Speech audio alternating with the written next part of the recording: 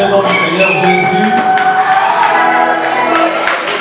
Que le Seigneur bénisse chacun de vous. Nous sommes vivement reconnaissants envers lui ce soir de l'occasion qu'il nous offre encore dans sa présence.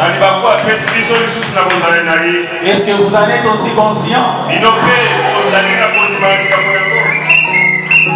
Je tiens à remercier encore notre ancien pour le renouvellement de sa confiance. Le Seigneur vous bénisse.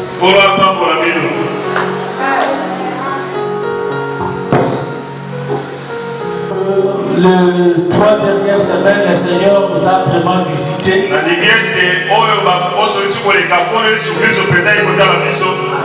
Et je crois que le réveil est au milieu de nous. Et Frère Branham dit que le réveil, c'est un sentiment d'insatisfaction.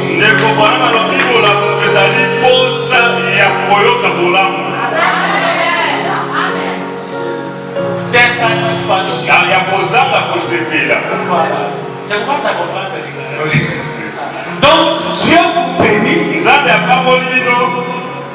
Vous lui dites merci Seigneur pour cette bénédiction. Mais je veux encore plus. Il vous donne même la chose en question. Vous lui dites Seigneur merci pour ça. Mais je veux encore plus. Puisque Dieu il est la fontaine inépuisable. On ne peut jamais épuiser Dieu. Et ce soir j'aimerais que nous puissions encore puiser. Oh, je peux sentir la présence du Seigneur. Je crois que ce soir quelque chose de particulier peut arriver.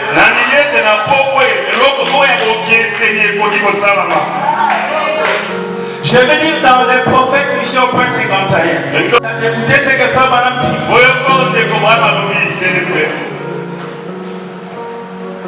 Dans l'église, nous voulons Christ. Pas une forme de Christ. Ni une image de Christ. Ni un Christ mort. Ni une forme de Christ.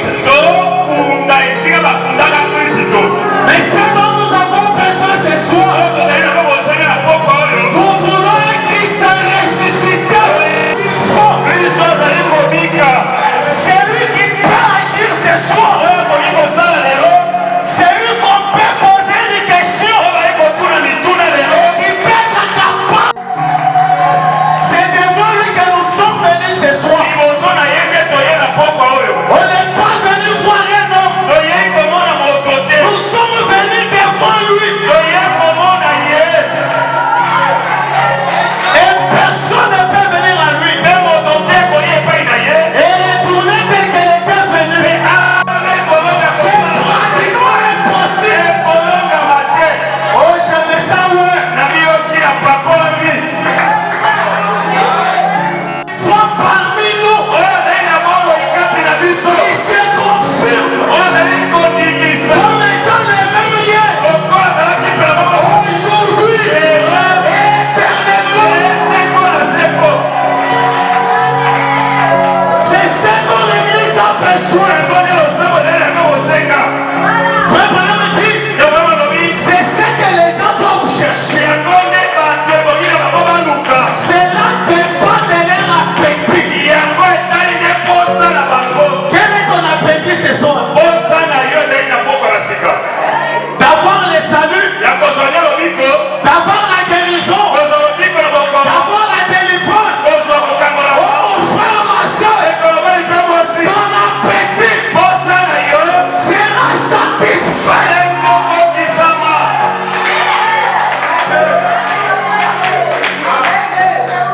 J'ai un petit sujet intitulé Les mystères du bourgeonnement de la verge d'Aaron. Là, je vous prie de pouvoir vous lever. Pendant que je lisais ce sujet, à l'automne où j'étais, j'ai failli éclater.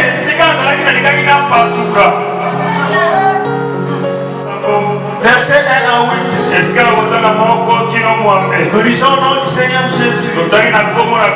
L'Éternel parla à Moïse et dit: parle aux enfants d'Israël et prendre une ferme selon les maisons de leur père. Soit 12 verges de la part de tous les princes selon les maisons de leur père. Tu écriras les noms de chacun sur sa verge. Et tu écriras les noms d'Aaron sur sa verge.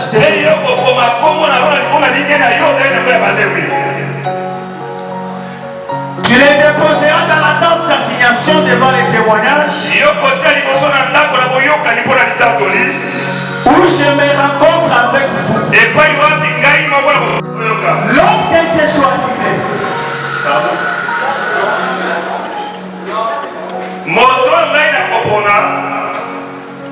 sera celui dont la verge fleurira. Et je ferai cesser de défendre les murmures que prophète contre vous les enfants d'Israël. Voilà aux enfants d'Israël. Et tous les princes lui donnèrent une verge. Chaque prince une verge. Moïse déposa les verges devant l'Éternel dans la tente du témoignage. Écoutez la base de ma lecture. Et lendemain, lorsque Moïse entra dans la tente du témoignage, voici la verge d'Aaron et les filles avait fleuri. Est-ce que vous comprenez? Elle avait poussé des boutons, produit des fleurs et mûri des amarants. C'est une période où les enfants d'Israël ne voulaient pas leur murmure arriver même devant les seigneurs. C'est là que Dieu dit à Moïse, comme tout le monde conteste Aaron, moi-même je vais rendre témoignage de qui est Aaron. J'aimerais que l'Éternel ce soir rende témoignage de qui tu es, afin que les critiques de vos critiqueurs, que leurs critiques puissent s'arrêter ce soir. Dieu dit à Moïse, prends 12 verges selon les princes des enfants d'Israël. Place-les dans la tente du témoignage. Moïse a pris toutes ces verges, y compris la verge d'Aaron, sur laquelle le nom d'Aaron fut écrit. Moïse a placé cela le soir. En mille seule nuit. Lorsque Moïse retourne dans le tabernacle, il trouve la verge d'Aaron avait déjà fait pousser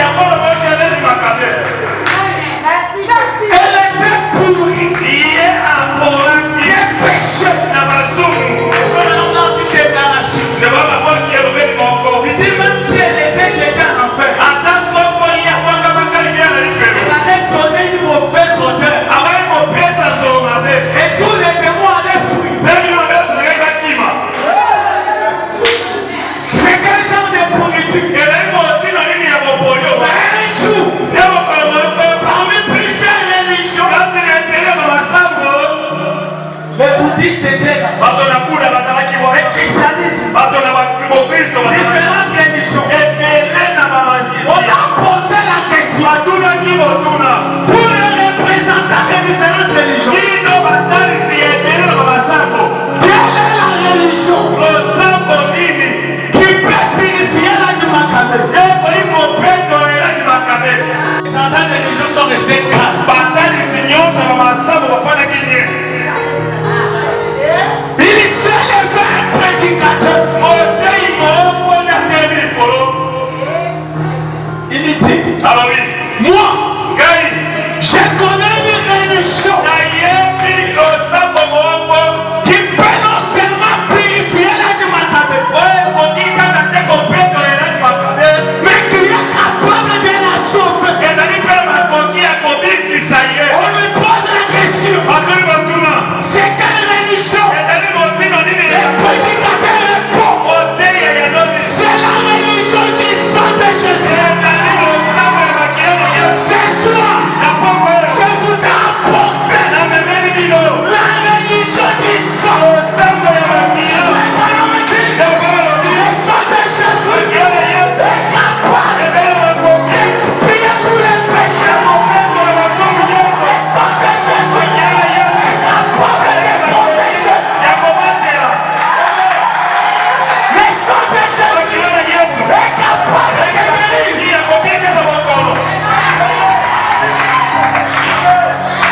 Les gens regardaient le prédicateur. Il s'est levé. Il a exhorté la demande. Même la Maccabée finit de nouveau.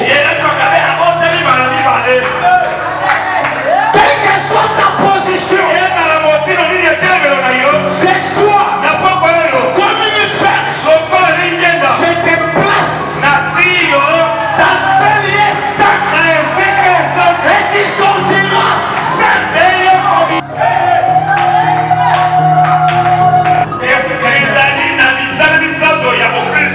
La justification, sanctification et le baptême du Saint-Esprit. Mais Dieu est capable de prendre un péché et faire sauter les deux précédentes étapes, l'introduire directement dans le Saint-Esprit. C'est toi. Si tu vas le Saint-Esprit, tu vas les trouver.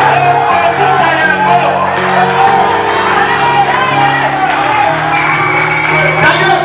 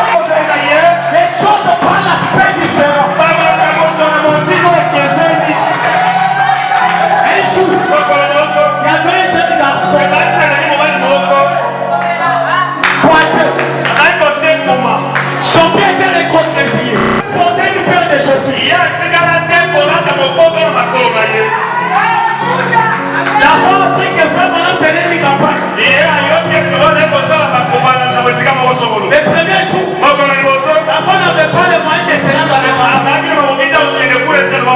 Il a suivi la campagne à la télévision.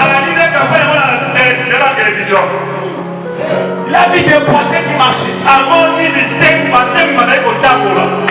L'enfant s'est dit, de la même manière que ces sous marchent, moi aussi, je dois marcher. Comme la foi, ça les a vraiment. L'enfant s'est rendu sur le marché. Il est allé acheter une paire de chaussures avec son pied courbé. Il n'est pas rentré chez lui. Il est directement allé à la campagne. En train de se dire, ce soir, je sortirai en train de marcher. Il est arrivé à la campagne. Il a trouvé un huissier. Le huissier qui les connaissait. Le huissier lui dit, tu amènes les chaussures à qui? L'enfant dit non. Les chaussures, elles m'appartiennent. Le huissier lui dit, mais toi tu n'as jamais porté les chaussures. Que les gens ne te découragent pas ce soir. L'enfant dit, je crois que si frère Branham prie pour moi, je sortirai en train de marcher. L'enfant avait sa paire de chaussures. Frère Branham prêchait. L'enfant se disait, ce soir, je vais marcher. Son tour de passer à l'extérieur est arrivé. Il avait ses chaussures. Ce soir, et aussi tes chaussures. La décision est la faute. Frère Branham a prié pour l'enfant. Dieu est descendu. Il a normalisé les pieds de l'enfant. L'enfant a porté les chaussures. Regardez ce que l'enfant fait. Il avait l'argent de transport. L'enfant dit, j'ai fait beaucoup d'années sans marcher. Comme Dieu m'a dit, je ne paie pas les transports. Je fais un boulot en train de marcher. Ce soir, j'aimerais que tu sortes d'ici en train de pousser des cris. Le Dieu des Branham m'a visité. C'est possible.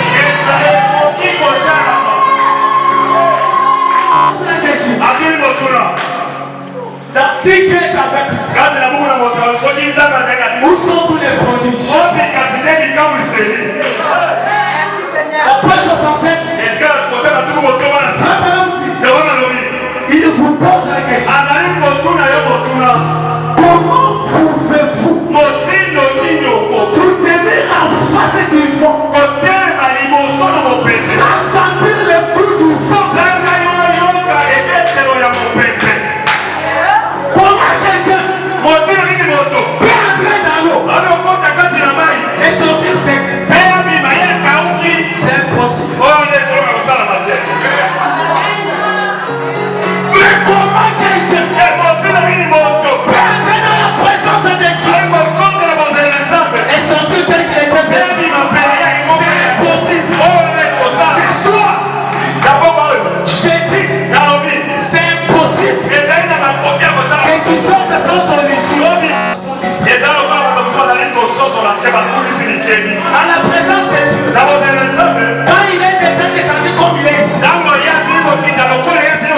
travers de sa parole, il était en train de bénir. Ne sois pas distrait. C'est comme à Ouvira. Un certain dimanche, j'étais en train de prier pour les malades. Il y avait deux sœurs dans une seule rangée. Il avait une béquille. L'autre avait une grosseur ici sur sa poitrine. Visible. J'ai prié pour eux. Je suis arrivé sur l'autre qui avait une béquille. Après avoir prié pour lui, le Saint-Esprit me dit, dis-lui de jeter sa béquille et qu'il marche. J'ai dit à la soeur, le Seigneur veut te guérir. Jette ta béquille et marche. Personne ne me répond. Si t'as osé. Je lui ai encore dit, le Seigneur t'a libéré. Jette ta béquille et lève-toi. La sœur me dit, je suis incapable.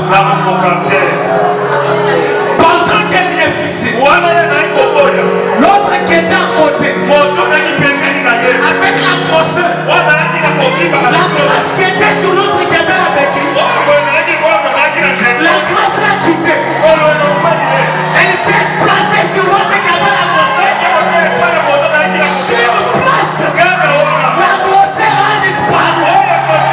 Si Dieu te dit de faire quelque chose, ce soir, faites-le.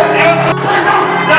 Il y a une nouvelle vie. Il y a une résurrection. Il y a une restauration. Il y a une réparation.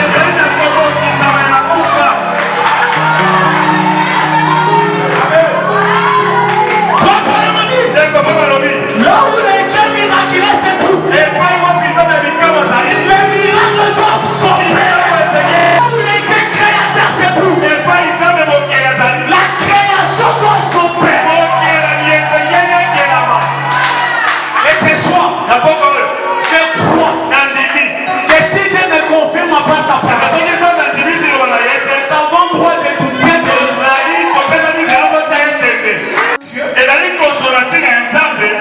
qui ne pourrait rien faire. Mieux vaut que je reste de prêcher que de prêcher des historiques. Mais Dieu que je vous prêche, c'est un Dieu de porte. Tu as quel âge? Hein? 8 ans. Lui a 21 ans. La fin est venue avec l'argent en main. Il m'a donné l'argent. Je lui dis, tu cherches quoi? La femme me regarde. Je lui ai posé 4 fois la question, tu cherches quoi? La femme me regarde. J'ai vu qu'il y avait quelque chose qui n'allait pas. J'ai dit, tu cherches ça? La femme acceptait. Je lui montre une autre chose. Il a fait une autre chose qu'il a accepté. Cet enfant est fou. Heureusement, son collègue est venu.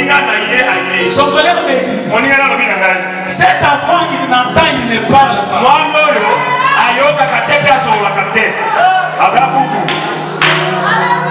On était comme ça. Il était devant. Je lui dis, papa. La femme me regarde. Comment j'ai l'amour des enfants? J'ai dit, Seigneur, ce n'est pas par hasard que cet enfant est venu. Ce que je vous dis, je vous l'ai dit, prenant Dieu à témoin.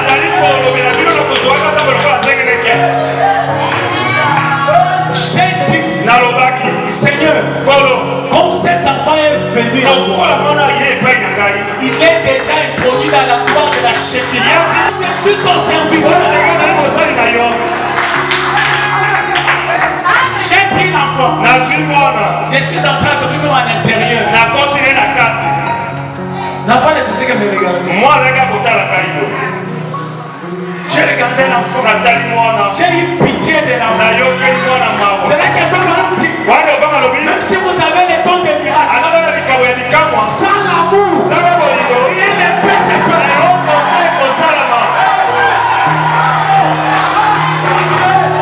J'ai aimé premièrement l'enfant.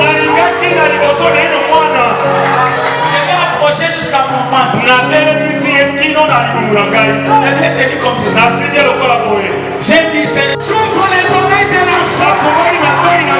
J'ai tenu la langue de l'enfant. J'ai permis de prononcer le mot. Je regarde l'enfant. Je lui dis, dis papa. L'enfant dit papa. J'ai dit Jésus. L'enfant dit Jésus. Ce soir, mon Dieu.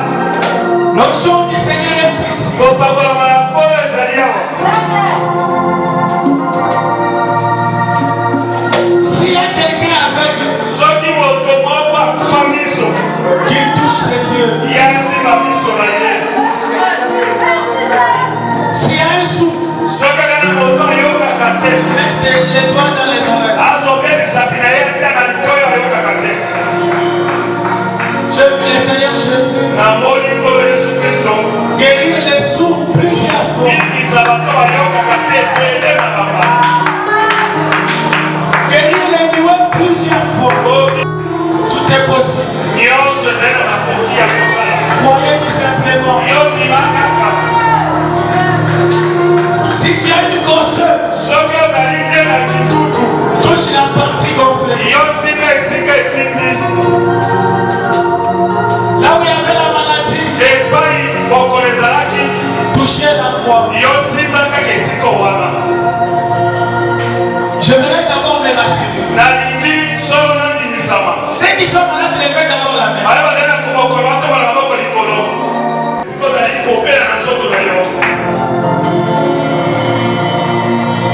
Dites à Dieu, Seigneur, aie pitié de moi. Guéris-moi ce soir. Parlez au Seigneur. Et vous qui avez différents besoins, parlez au Seigneur. Il est ici. Il est en train de circuler partout. Il est capable de te toucher.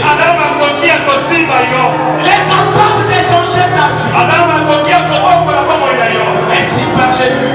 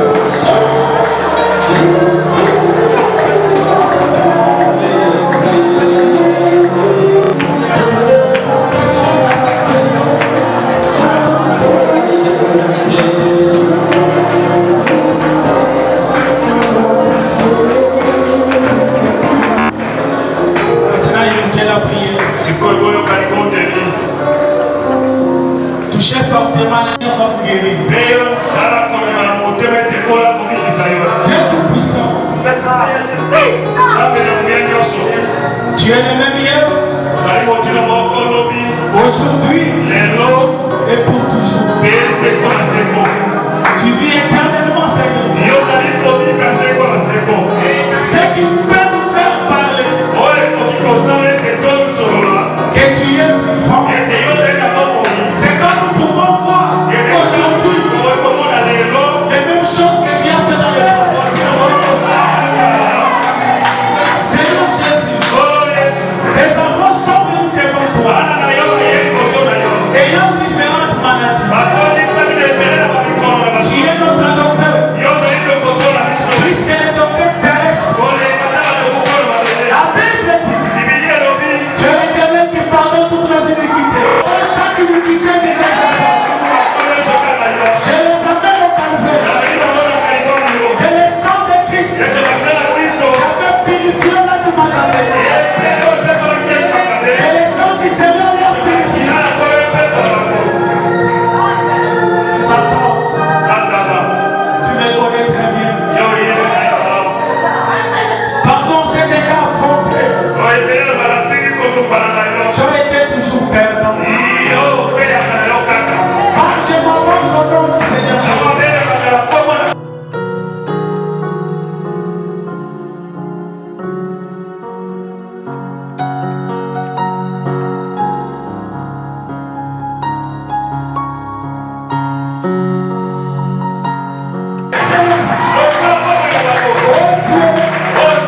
et dans ta main guérissante, touche chacun, Seigneur. Touche les Seigneur. Guéris-les, Dieu. Au nom de Jésus. Au nom de Jésus. Au nom du Seigneur Jésus. Que chacun dise merci, Seigneur. Merci pour ta présence. Merci de m'avoir guéri.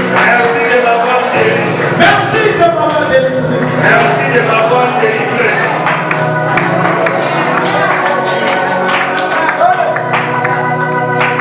Ayant maintenant une véritable foi.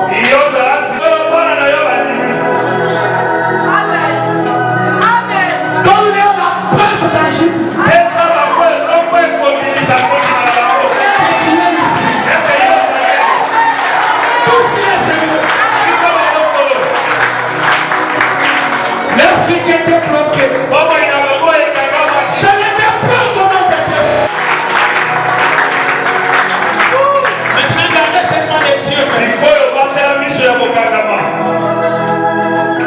Ce que je vous dis, faites-le. Tout celui qui sentait un mal, fais un mouvement qui te paraissait contraire.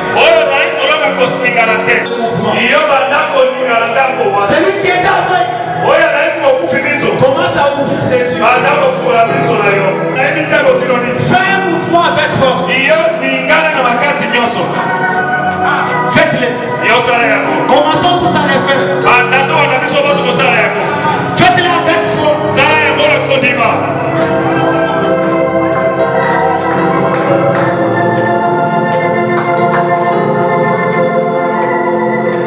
Ceux qui faisaient des mouvements, de l'endroit d'où ils se sentaient mal. Levez les mains, vous tous qui avez senti les choses. Et que chacun de vous allez lever la main. Avancez ici devant.